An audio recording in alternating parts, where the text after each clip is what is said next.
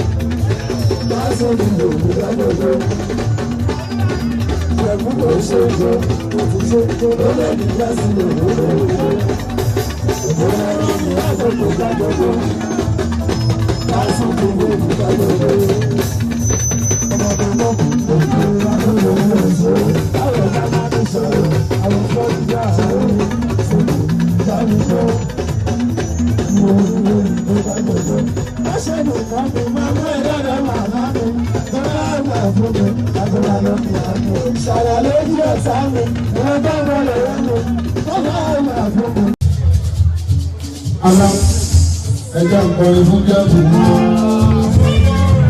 ẹjẹ òwòwò yá jẹ́ buhaju ẹjẹ òwòwò yá jẹ́ buhaju lábẹ́ òwò èyí wà lẹ́jọ́ òsì nǹkan ẹ̀yà ìjọba wà lẹ́sẹ̀ òwò.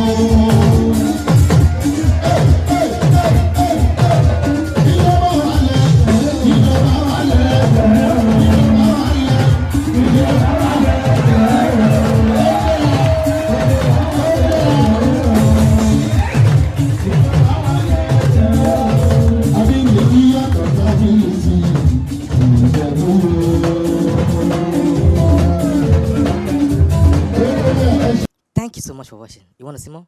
Click below and subscribe because we drop video every day.